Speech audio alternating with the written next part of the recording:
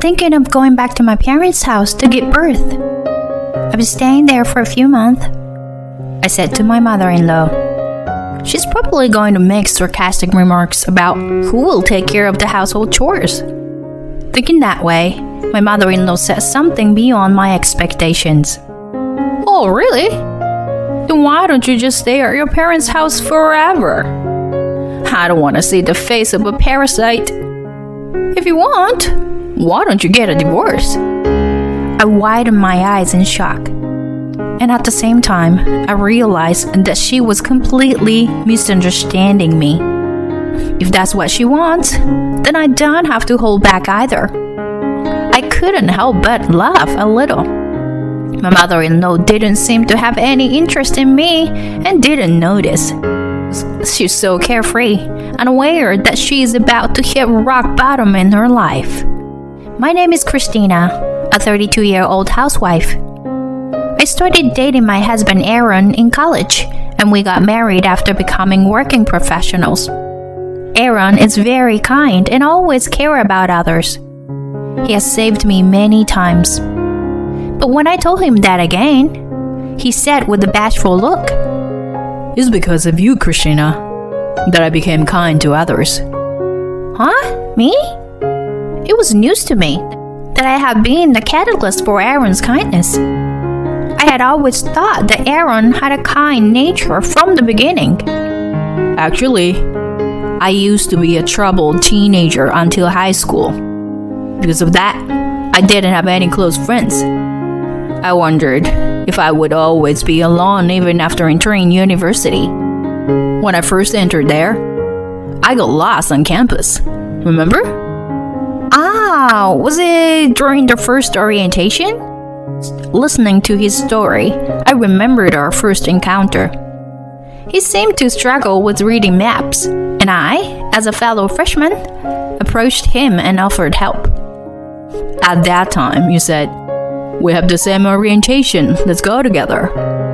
When you invited me with an innocent smile, I thought you were a very beautiful person. Hearing him say that, I couldn't help but blush. But in reality, he didn't confess his feelings to me until much later. Did you fall in love at first sight with me? Perhaps?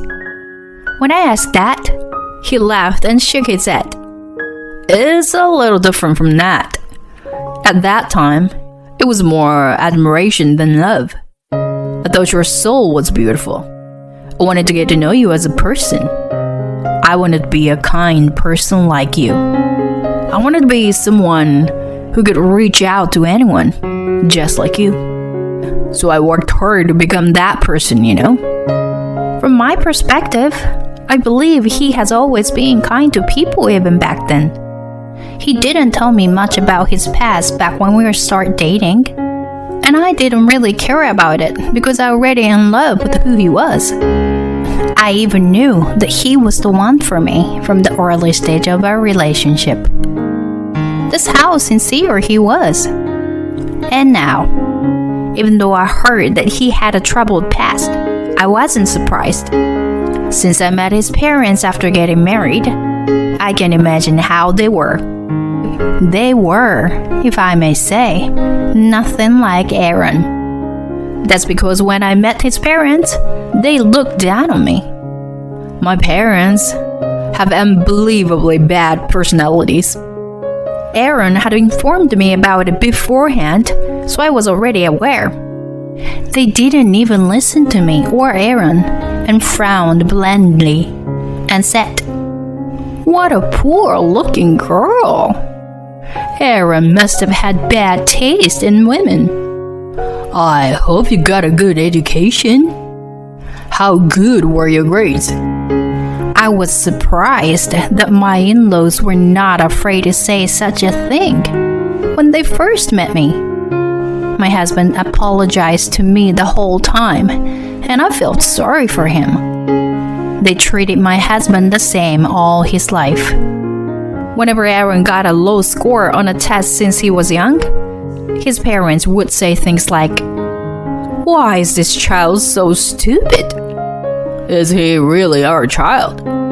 he often heard words that you wouldn't say to your own child.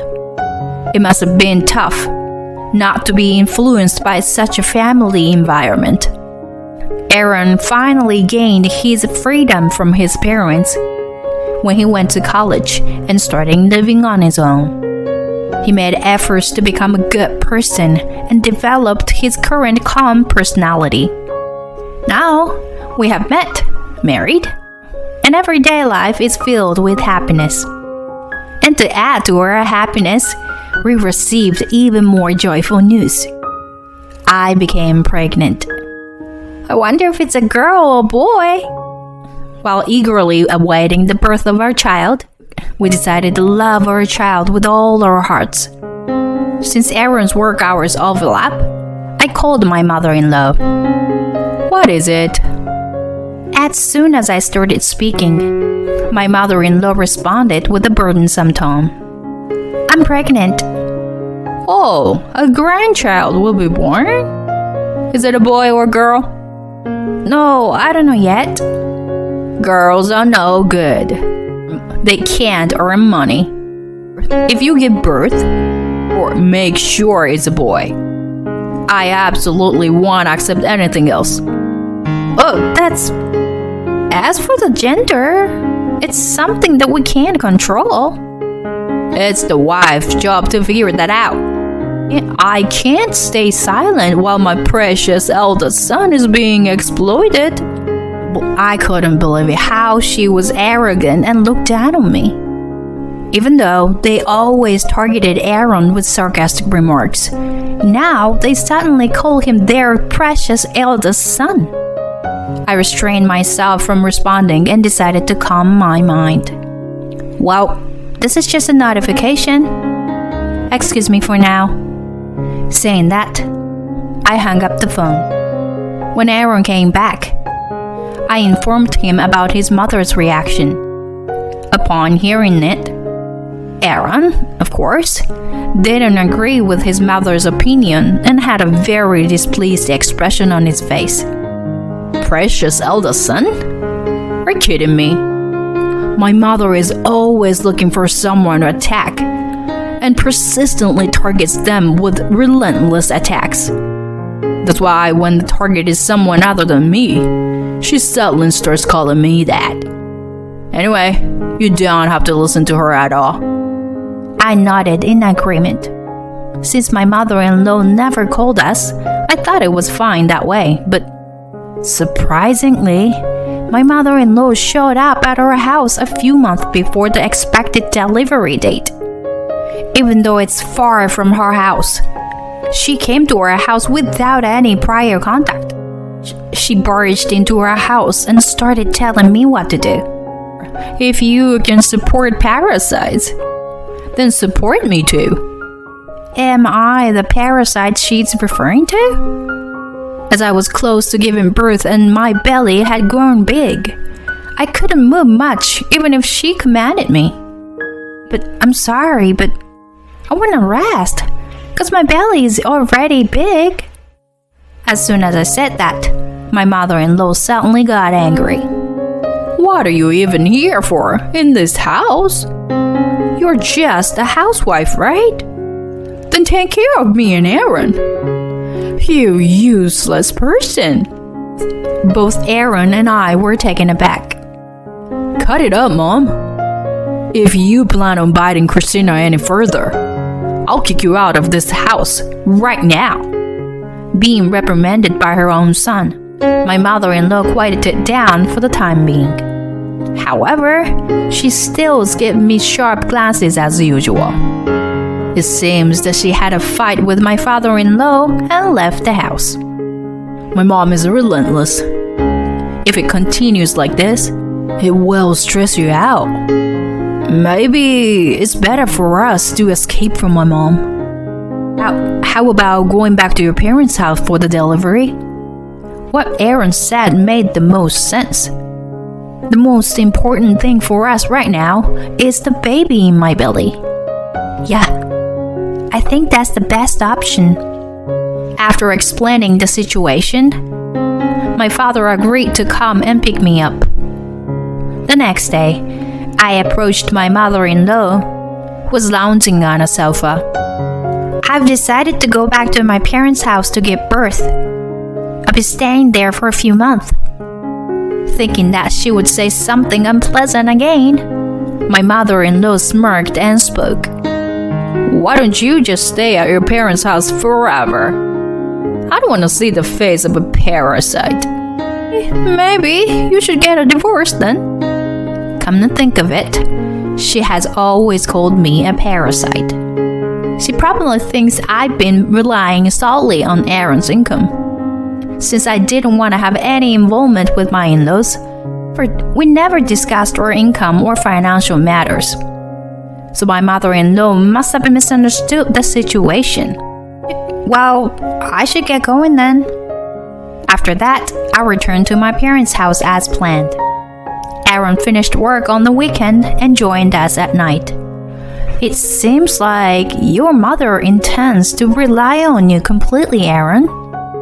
That's why I think she'll keep clinging to our house. I share my thoughts with my husband. He had a troubled expression on his face. That's when I made a suggestion. I think we should sell the house. My words surprised both Aaron and my parents. In fact, that house was a gift from my grandfather when I got married. By the way, my grandfather is a well-known real estate tycoon in that area. He dotes on me a lot. When I became a working adult, I was entrusted with managing my grandfather's real estate, so the house is under my name. If I explain the situation to my grandfather, I'm sure we can sell it quickly. So I told my grandfather about it. And I can't believe it has come to this. Your husband's parents were also living in a property I manage, I think. They hurt my precious Christina, so they deserve to face consequences. Don't worry, leave everything to me. He had a wicked smile on his face. And in reality, the eviction process finished surprisingly quickly. Aaron was present during the eviction.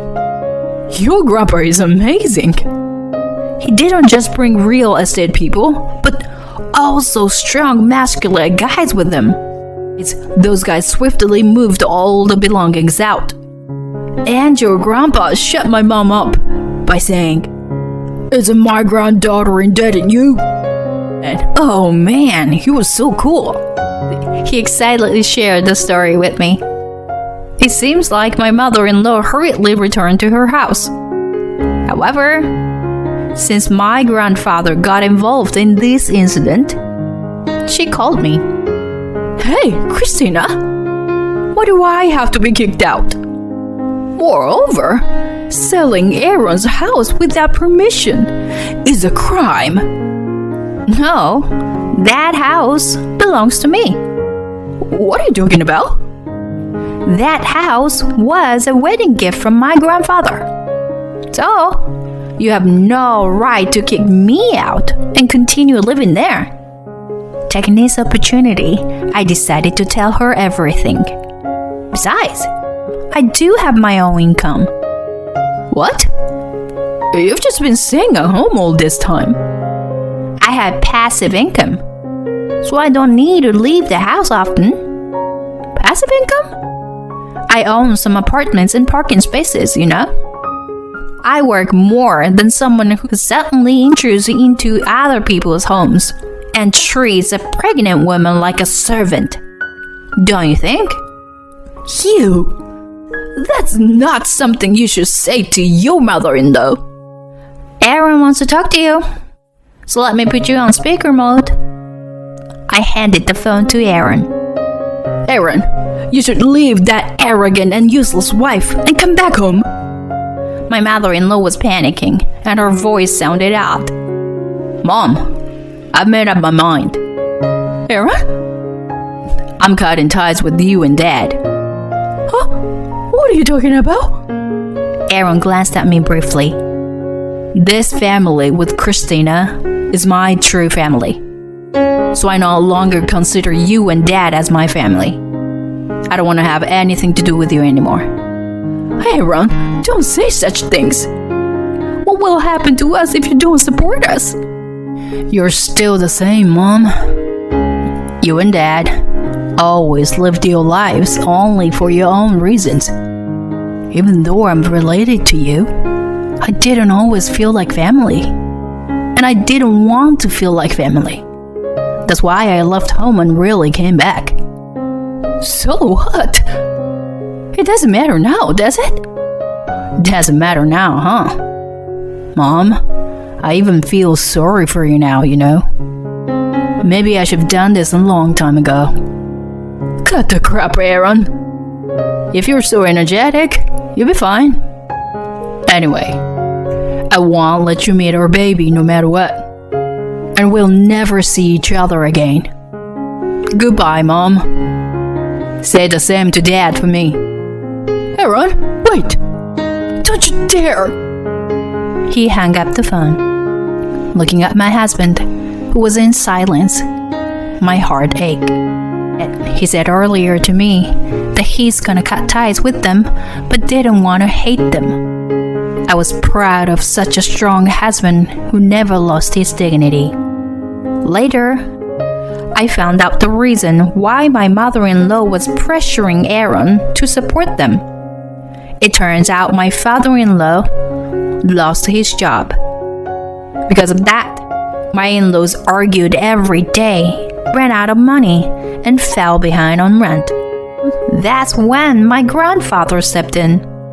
He evicted my in-laws from the property for not only being behind on rent, but also for their lack of credibility. No, my in-laws never got to know our new address. And so, the ill-tempered couple, now estranged from their son, started living in a live-in job. Even at work, they couldn't hide their personality and quickly became isolated from their colleagues. And with debts to repay, they couldn't quit their jobs and have been working while feeling uncomfortable. Well, I hope they would learn a lesson. As for us, we were able to safely welcome the adorable baby girl. We named her April. She's the most beautiful thing ever. My husband tears up holding her in his arms. I am confident that I can raise my daughter to be a good human being with such a faithful husband. My family is also excited about April, especially my grandfather. Our new home is comfortable. And today, we are enjoying our busy yet joyful days.